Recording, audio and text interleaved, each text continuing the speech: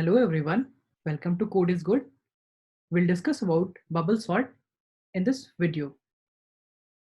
Bubble sort is an in-place algorithm, which means that its space complexity is big O of 1 and its time complexity is big O of n square. It means that if we have 10 items in an array to sort, then it needs to make 100 steps of primitive operations to sort the 10 number of items. Similarly, if we have 100 items to sort, then it will do 10,000 primitive operation steps. So as we see that its number of steps increases as we increase the number of input. So its performance degrades as the number of items to sort grows. In this video, we will write a function called bubble sort, which will take an input of integer numbers and sort all the elements in that array. In this algorithm, what we'll observe that in each iteration, we'll be making multiple iterations to compare one item with the another. But in each of the iteration, one element which is the highest, if we are doing the sorting in ascending order, will take its right place. In the next iteration, the next highest will take its right place. We will demonstrate this behavior of bubble sort using an example. Suppose we have an input array with numbers 4, 65, 5 and -1. We will assign a variable which will carry the index of each of the position of the array. So we have 4 elements, so its index will be 0, 1, 2 and 3. And in another loop, we will maintain the index of the last element per iteration. What it means that for the first iteration that we will be having, what we will do that we will compare items from 0 to last index. In the next iteration, we'll compare 0 to second last. How we'll do?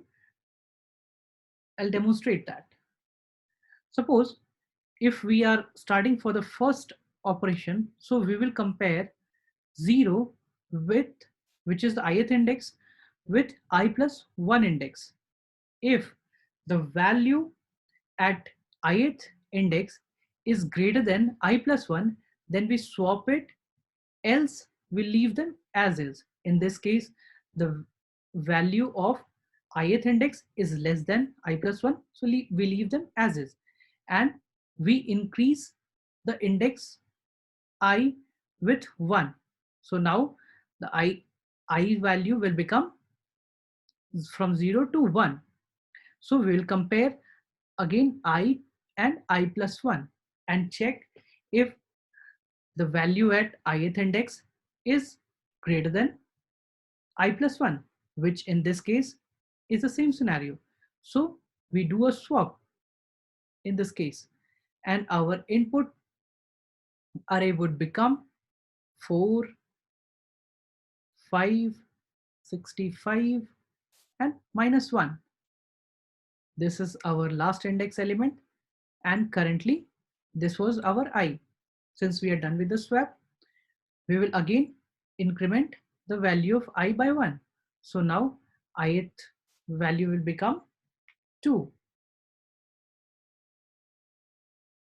And then we'll compare the value at ith index with I plus 1 index element and check whether the value at ith index is greater than I plus 1 index, which in this case is the same scenario. So we again do a swap and we'll get our array as 4, 5, -1 and 65. Now since we have reached the last index of the array by incrementing I by I plus 1 again this time, and it's the last element, so we stop the iteration. And this in the first iteration we have got this array input transformed to 4, 5, -1 and 65, and we observe that the biggest element of our input array has taken the last position. Then we will again start with the second iteration, having the array 4, 5, -1, 65. In this case, we will decrement the value of last index by 1 whenever we are starting the next iteration. So again, we'll do the comparison from 0 to last index -1, which is 2 in this case. So again, we'll do the comparison of I is equals to 0 with I plus 1 element and check if the value at ith index is greater than I plus 1, which is not the case. So we'll leave them as is and increment the value of I. Now I will become 1. So we'll compare the value at first position with the one at second position. And we observe that the value at ith index is greater than I plus 1. So we do a swap and we'll get the new array as 4, -1, 5, and 65. Then we increase the value of I by 1 and will give us 2, which is equals to the last index. And once it matches, we break this iteration and we observe that the second highest element in the input array has taken the second last position in the array. Similarly, we'll do the another iteration to do the sort, and finally we'll result in getting the final array as -1, 4, 5, and 65. This is the final result. Let's look into a coding example.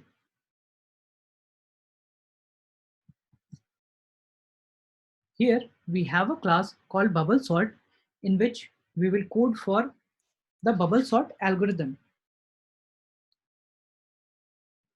We first know that we have undergone a process called swapping whenever the items at ith index was greater than I plus 1 index. So let's create a utility method of swap items.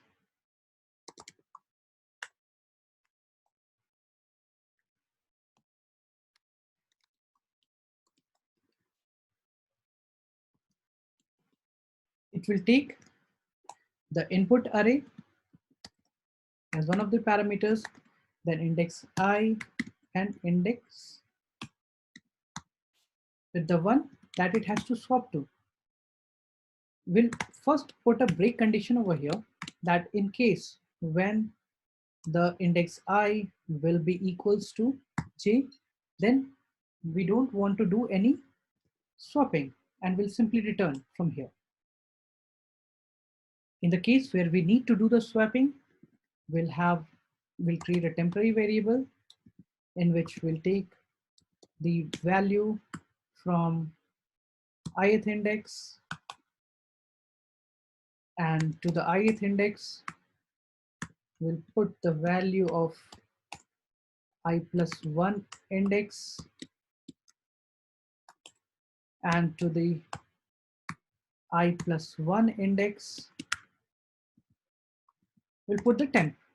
In this way we have swapped the elements of I with I plus 1. Next, let's write our driver code, which is a main method in which we create our input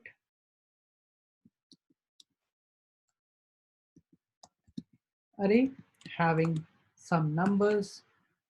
We'll take it randomly, some numbers like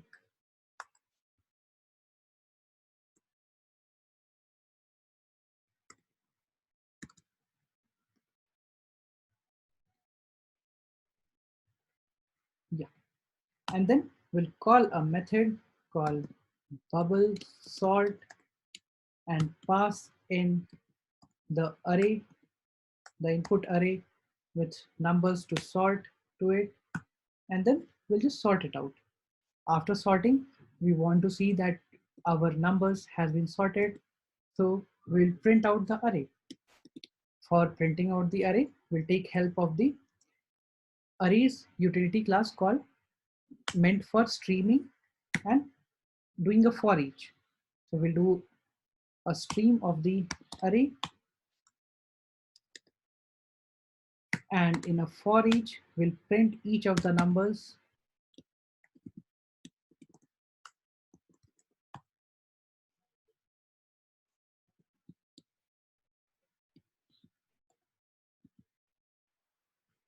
So let's implement our bubble sort algorithm over here, which will start. So we were seeing in the example before that we firstly maintained the last index of the array, and we were iterating from 0 to the last index every time. So let us create a for loop which will keep on decrementing the last index value by 1 in each iteration. Suppose if I take this as last index, which starts from array.length -1, and this should be greater than 0, and it will decrement by 1 in each of the iteration. Now we'll create a for loop in which we'll do the comparison between the values at ith index with the ones at i+1 index. So here we write that code. We'll check if the element at ith index is greater than i+1 index. In that case, we'll do a swap I with, we want to swap it with i+1 index value. And this is a simple code. We'll just try to run the application. Okay, we missed over here. So as we know that we in each of the iteration, we compare elements between 0 to last index. So we'll just put the last element over here, and then we'll run the app program. Here we see in the output that all the elements that we had given in the input has been sorted in the ascending order. Thank you for watching this video. Please subscribe to Code is Good for being on top of learning. Thank you.